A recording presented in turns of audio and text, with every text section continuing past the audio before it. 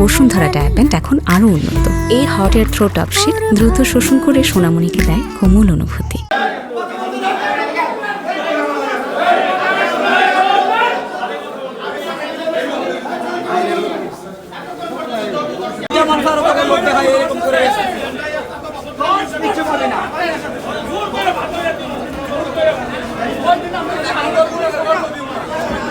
আজকে প্রশাসনের লোক দিয়া নিয়োগ নিলেন।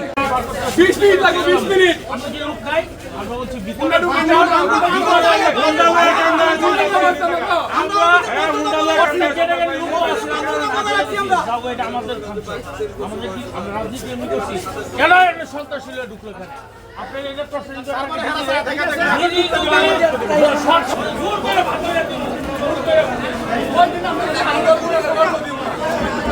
আজকে প্রশাসনের লোক দিয়া নিয়োগ নিলেন।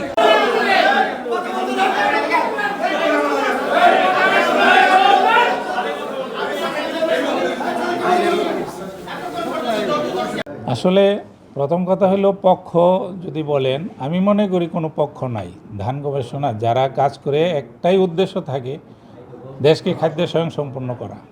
সেখানে আওয়ামী, বিএনপি, জামাত, জাতীয় পার্টি এইভাবে ভাগ করার কোনো সুযোগ নাই।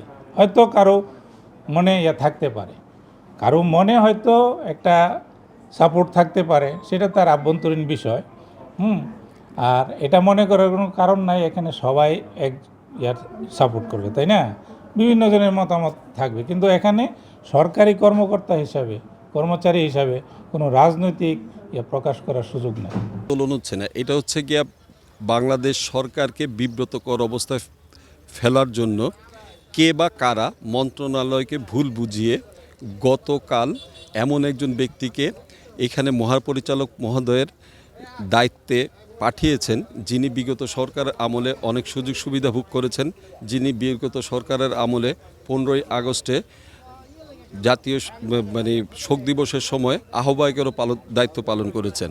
তাই এখানকার বিজ্ঞানী, কর্মকর্তা, কর্মচারী, শ্রমিকরা মনে করে বর্তমান সরকার যে উন্নয়নের পদক্ষেপগুলো নিচ্ছেন, যদি ইনি এই মহাপরিচালক পদে থাকেন তাহলে উনি আমাদের এই উন্নয়নের ধাপগুলো অগ্রগতি করতে বা অর্জন করতে ঠিকমতো সক্ষম হবেন না।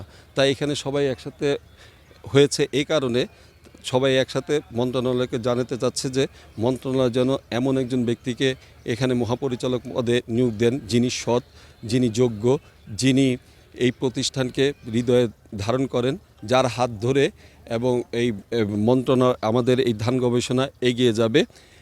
বর্তমানে যাকে মহাপরিচালকের রুটিন দায়িত্বের বিপরীতে আয়নবয়ন কর্মকর্তা হিসেবে দায়িত্ব প্রদান করছেন, সে বিগত সরকারের সুবিধাভোগী এবং ফ্যাসিস্টের অন্যতম ধূসর ডক্টর মোহাম্মদ আমিনুল ইসলাম। তাকে এক মাস পরে যে দায়িত্ব দেওয়ার পরে এইখানে একটা বিজ্ঞানী, কর্মকর্তা, শ্রমিক, কর্মচারীদের মধ্যে বিশাল একটা অসন্তোষ তৈরি হয়। গতকালকে রাত্রি 11টা পর্যন্ত এখানে তারা বিক্ষোভ প্রদর্শন করছেন এবং যে তার ধারাবাহিকতায় যাতে এইখানে তার আদেশটা প্রত্যাহার করা হয়।